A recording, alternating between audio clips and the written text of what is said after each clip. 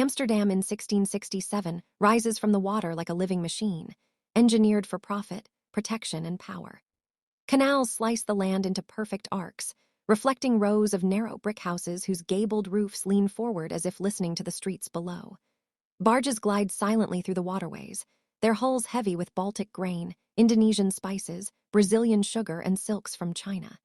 The city smells of tar, salt, wet wood, and commerce, always commerce. Water is not merely a feature here. It is the city's bloodstream, carrying wealth from distant shores straight into the heart of Europe. Every morning, the harbor awakens before the sun fully rises. Masts crowd the skyline like a forest of ambition, ropes creaking as sailors prepare ships for departure or unload cargo from voyages lasting months or years. Dockworkers shout instructions in a mix of Dutch, German, Portuguese, and English, while clerks stand nearby with ledgers tucked under their arms, already calculating profit and loss. Nothing arrives in Amsterdam without being measured, taxed, insured, and recorded. The city runs on precision as much as it does on courage. The canals are marvels of engineering and control. Designed not only for beauty but for defense and efficiency, they regulate trade, drain land reclaimed from the sea, and allow goods to move directly from ship to warehouse to market. Warehouses loom tall along the water's edge, their pulley beams jutting outward like rigid arms. Crates of spices, barrels of sugar, and rolls of cloth rise into upper floors where fortunes are stored in darkness and dust. These buildings are plain but purposeful, reflecting a culture that values function over display, discipline over indulgence. At the center of this system lies trust, an invisible force as valuable as gold. Amsterdam's banks and exchange houses have transformed money itself. Coins from across the world circulate here, but increasingly they are replaced by paper, credit, and promises backed by reputation. A merchant's word, supported by a clean ledger, can move ships and shape markets. The city's financial institutions give Amsterdam an advantage no army could easily defeat: confidence. Traders across Europe accept Amsterdam credit without hesitation, knowing it is anchored in stability and careful governance. Wealth shapes the city's architecture, but does not shout. Along the Herengracht and Keizersgracht, merchant mansions rise with symmetrical elegance. Tall windows allow light to pour in, symbolizing openness and control, while narrow staircases remind visitors that land is precious and space must be earned. Inside, rooms are filled with maps, globes, paintings, and cabinets of curiosities, objects that reflect a global reach rather than aristocratic vanity. This is wealth earned through calculation, risk, and relentless work. Religion hums quietly beneath daily life. The dominant Calvinist ethic encourages restraint, thrift, and discipline, reinforcing the city's commercial mindset. Churches are plain, sermons sober, and excess frowned upon. Yet this moral strictness coexists with a surprising tolerance. Jews fleeing Iberian persecution worship openly. Foreign printers publish controversial books banned elsewhere. Amsterdam understands that ideas, like goods, generate value when allowed to circulate. Art flourishes not because of royal patronage, but because ordinary citizens can afford it. Paintings of ships, markets, family interiors, and city streets hang in homes across social classes. Artists capture the pride of a people who see dignity in labor and beauty in realism. Even as famous painters rise and fall financially, their work reflects a society deeply interested in itself, its environment, and its achievements. Still, the city's wealth rests on constant risk. Every voyage faces storms, pirates, disease, and war. A single shipwreck can erase years of profit.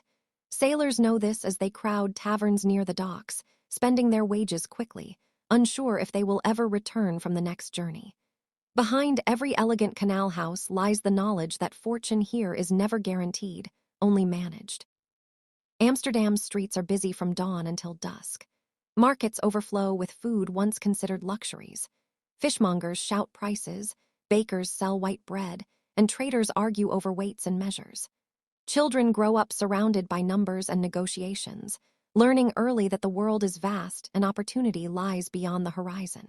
Even those who never leave the city feel connected to distant lands through the goods they touch every day. In 1667, Amsterdam stands unmatched, a city built by human hands on unstable ground, held together by water, wood, and trust. It does not conquer through armies or crowns, but through ships, contracts, and calculation. Every canal, warehouse, and ledger tells the same story. This is a place where the world comes to trade, and where water itself has been turned into wealth. Behind the grand facades of Amsterdam's golden age live thousands of intersecting lives, each shaped by the city's vast commercial machine. At dawn, dockworkers gather along the IJ, muscles stiff from yesterday's labor, waiting to be chosen for the day's work. A nod from a foreman means food tonight. Being ignored means hunger. These men understand the city's prosperity in the most direct way possible. Wealth floats above them on the decks of ships, while survival depends on whether they are needed to unload it. The harbor is a crossroads of the world, and the people who move through it reflect that reach. Sailors arrive speaking dozens of languages, their skin weathered by sun and salt. Some have crossed the Baltic's icy waters, others the Indian Ocean's brutal heat. Many will not stay long. Amsterdam is both a destination and a passageway, a place to be paid, repaired, and sent onward again. Taverns near the docks fill with their stories of storms, strange ports, disease, and sudden death, tales told with bravado to mask fear. Women play a central role in keeping the city running, even if their labor is rarely celebrated. Wives of sailors manage households and finances alone for months or years. Widows inherit businesses and often run them successfully, negotiating contracts and overseeing apprentices. In markets, women dominate trade in food and textiles, haggling sharply and guarding narrow margins. Amsterdam's economy demands competence, and necessity grants women a practical authority that surprises foreign visitors. Children grow up quickly in a city that never pauses. Boys are apprenticed early to shipbuilders, printers, or merchants, learning skills that tie them directly to global trade. Girls help in shops, markets, and homes, absorbing the rhythms of negotiation and labor. Education is valued, especially literacy and numeracy, because contracts and accounts are the lifeblood of opportunity. Even those born poor understand that knowledge can sometimes lift them into better circumstances. Religion structures daily life without dominating it. Church bells mark time, and attendance is expected, but faith here is sober and restrained. Public displays of devotion are less important than moral behavior, honesty in trade, reliability in work, and moderation in life. At the same time, Amsterdam's tolerance sets it apart from most European cities. Jews expelled from Spain and Portugal worship openly, forming prosperous communities. French Huguenots find refuge and employment. Religious difference, while not erased, is managed in the interest of stability and profit. The city after dark reveals another layer of life. Streets glow with candlelight reflected in canal water. Taverns overflow with laughter, arguments, and hurried deals. Prostitution is regulated rather than driven underground, a practical solution in a port city filled with transient men. Authorities understand that order is easier to maintain through oversight than denial. Moral compromise becomes another tool of governance. Yet danger is never far away. Disease moves easily through crowded neighborhoods, carried by rats, water, and breath. Fires threaten entire districts, as warehouses stuffed with wood and pitch stand close together. The canals, so essential to trade, double as open sewers. Citizens live with the constant awareness that prosperity can vanish overnight through plague, accident, or misfortune. News travels fast in Amsterdam. Ships bring not only goods but information, rumors of war, shifting alliances, failed harvests, or newly discovered markets. A single report from overseas can send prices soaring or collapsing within hours. Merchants listen closely, knowing that timing is everything. Ordinary citizens feel these changes immediately, as wages rise or fall and food becomes scarce or abundant. Despite its wealth, Amsterdam remains a city defined by work.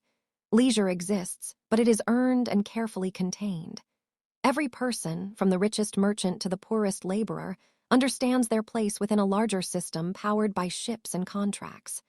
Life here is not easy, but it is connected to distant continents, foreign peoples, and unseen forces that shape daily survival. In 1667, to live in Amsterdam is to exist between canals and empires. The city binds individual lives to global currents, pulling dock workers, widows, children, and sailors into the same vast network. Each person carries a small piece of the world's weight, contributing, willingly or not, to a machine that never truly rests. By 1667, Amsterdam stands at a height no European city has reached before. Its harbors are full, its warehouses overflowing, its ledgers balanced with astonishing precision. The Treaty of Breda has ended the Second Anglo-Dutch War, confirming the Dutch Republic's strength at sea and securing its commercial lifelines. Bells ring in quiet celebration, not with the roar of conquest, but with the calm confidence of a power that knows its position. Peace, for Amsterdam, means profit restored and risk recalculated rather than removed. The city's dominance feels natural, even inevitable. Its ships are faster and cheaper to build than any rivals, its sailors more experienced, its merchants more disciplined. Amsterdam's maps define the known world for Europe, tracing sea routes that link continents into a single system of exchange. From the Baltic to the Indian Ocean, Dutch influence is felt not through armies marching inland, but through contracts signed, harbors entered, and goods exchanged. Wealth flows inward, and with it comes a sense of security that borders on certainty.